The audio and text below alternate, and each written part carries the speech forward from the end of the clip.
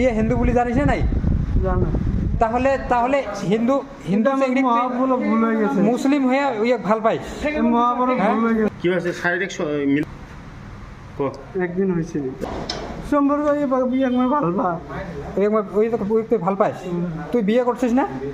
তো ছাওয়া আছে না? আমি টোটোর উপরে আগে এরকম করে হাত থুইছিলাম খালি। টোটোর উপরে ঘাড়ত না ছিল? ক ঘাড়ত আছিল না নাছিল? ঘাড়ত আছিল না নাছিল ক? ঘাড়ত আছিল না নাছিল? হ্যাঁ ঘাড়ত আছিল। ঘাড়ত কেনে দিবি তুই? হিন্দু চেংড়ির ঘাড়ত কেনে হাত দিবি? হিন্দু চেংড়ির ঘাড়ত কেনে হাত দিবি ক?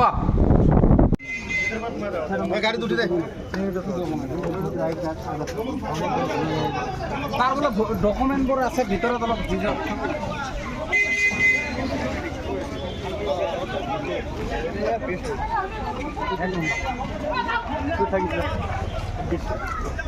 তোক আজি কিয় লৈ যাই আছে? কিয় লৈ যাই আছে তোক? ইয়াত কিয় লৈ যাই আছে তোক পুলিচে? মই ভাল পাইছিলো কি কাক ভাল পাইছিলি? ভাল পাইছিলো। কি আপিজন কি হয়, হিন্দু না মুসলিম? তই বিয়ে কৰিছিলি? আমাৰ দতমাত এটা বেয়া ঘটনা হৈ যায়। এজন মুছলিম সম্প্ৰদায়ৰ ল'ৰাই আমাৰ কোচ ৰাজবংশী সম্প্ৰদায়ৰ ছোৱালীক লৈ ঘূৰি ফুৰি আছিল। তাতে আমাৰ গাঁৱৰে কেইজনমান ল'ৰাই দেখা পাই আমাৰ দতমা আঞ্চলিক আক্ৰাচুক জনায়, আৰু আমি দতমা আঞ্চলিক আক্ৰাচুৰ ফালৰ পৰা গৈ পেলাই ছোৱালীজনীক আৰু ল'ৰাজনক লৈ পেলাই আমি দতমা আঞ্চলিক আক্ৰাচু অফিচত ৰাখোঁ আৰু তাত সোধা পোছা কৰোঁ।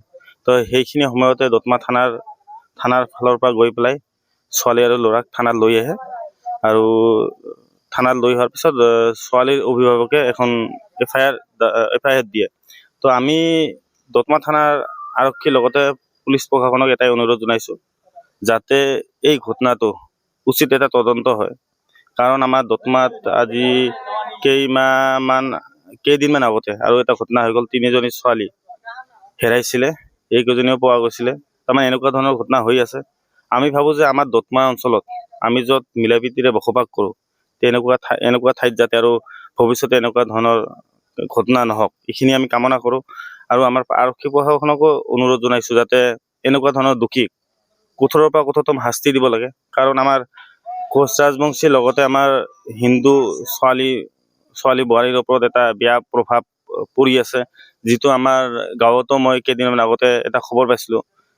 বড়ো সম্প্ৰদায়ৰ বোৱাৰী এজনী নিৰুদ্দেশ্য হৈছিলে, এতিয়ালৈকে কোনো খবৰ পোৱা নাই। তো মই ভাবোঁ যে তেনেকুৱা ধৰণৰ ঘটনা যাতে আৰু নহওক, এইখিনিয়ে কামনা কৰোঁ। আৰু প্ৰশাসনৰ ওচৰত অনুৰোধ জনাইছোঁ যাতে এনেকুৱা ধৰণৰ ঘটনা কঠোৰ হাতেৰে দমন কৰিব লাগে আৰু দোষীক কঠোৰতম শাস্তি প্ৰদান কৰিব লাগে।